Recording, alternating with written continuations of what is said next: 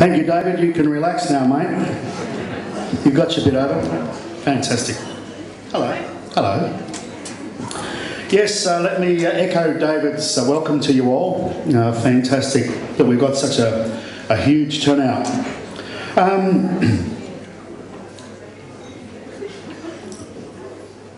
A few weeks ago, a book turned up in my letterbox in Singapore, and I opened it, and it was Sally White's book, 3 Quotes from a Plumber.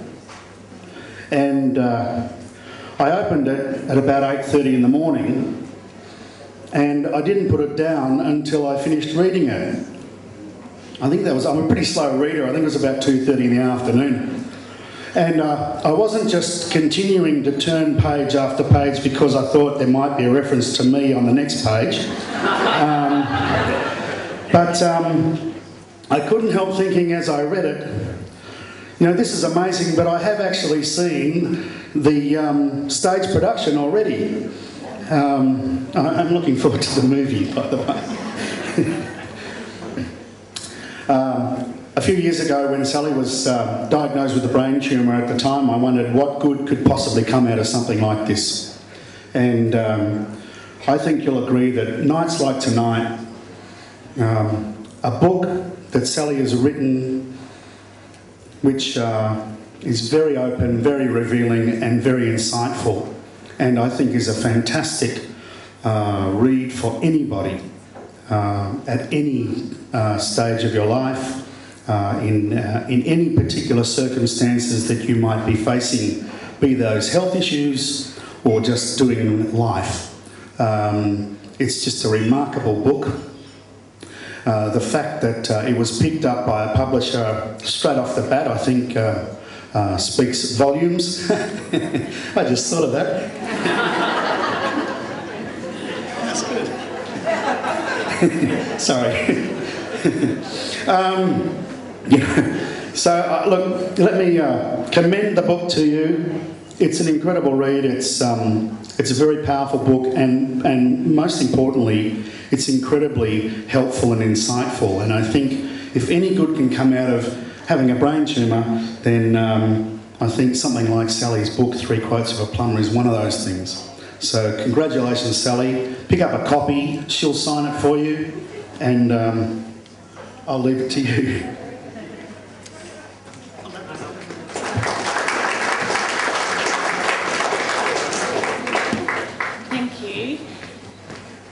Jimmy, as we call Phil, is one of the first people David rang when we heard the news of my brain tumour, and he immediately came down and, for those of you who know him, told a joke. And that was a brilliant way of us just kind of being present in the moment and knowing that we had the support that we so desperately needed at that time. The words, there's no easy way to tell you this, but something has shown up on your scan, it's a tumour, were incredible. And I think my response was, wow, which, given the situation, probably wasn't the most intelligent thing to say, but it was the first thing that came to mind because I certainly wasn't expecting that news. It was the 3rd of January 2007. 1 minute I was lying on my favourite beach at Phillip Island on New Year's Eve. The next minute I was having an MRI and soon discovered I had a brain tumour the size of a small orange. Biopsy surgery followed, and then awake cranial surgery. And I can hear some of you say that it's not surprising that I was able to talk during brain surgery. That's kind of not uncommon for me. So, in fact, it's a procedure that they do in order to assist them to reduce the deficits that might be caused from that surgery.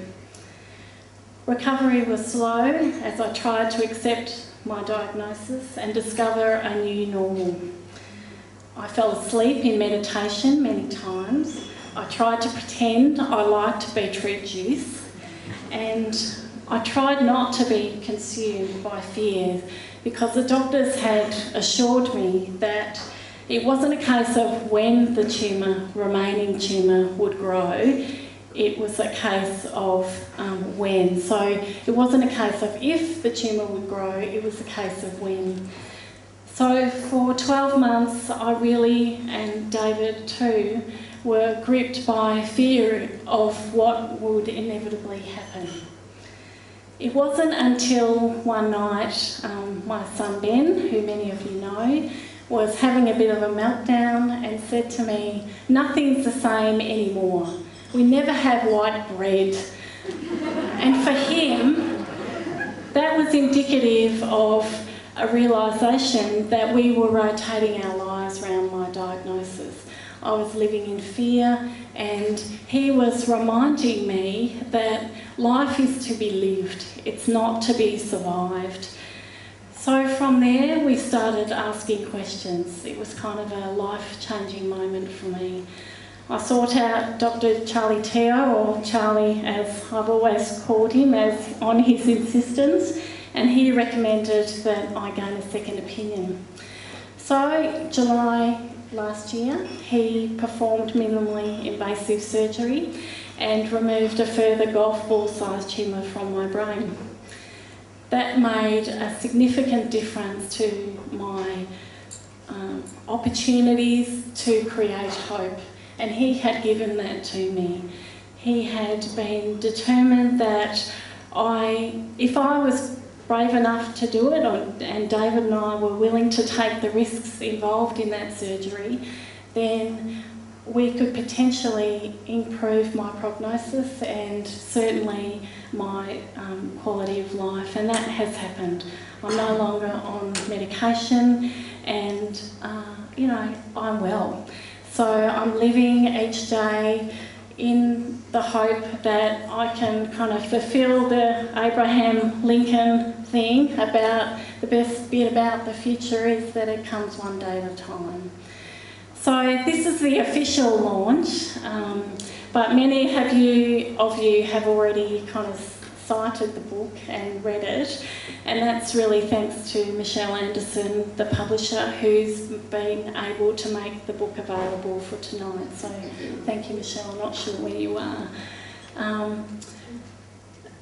I've been really overwhelmed by people's responses to the book, and been overwhelmed by people's generosity to really share with me their inspirational stories too.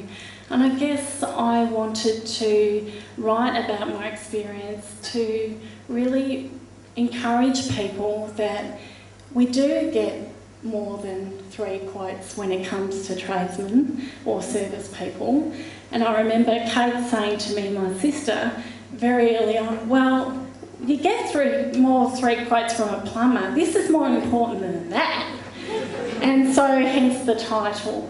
And so I hope that it's an opportunity for people to be encouraged to live life, not just survive it. So I hope, I guess the other thing to say is that part royalties are going to Cure for Life Foundation. So we're going to show a DVD about Cure for Life and what they do, for those of you who don't know of them. And I really hope that the book is a vehicle for brain tumour awareness and promotion of research and prevention, in the hope that we can find a cure. And Charlie has said to me, you know, the only thing I need to do is live long enough for us to find a cure. So that's a pretty good challenge, really. So enjoy, thank you.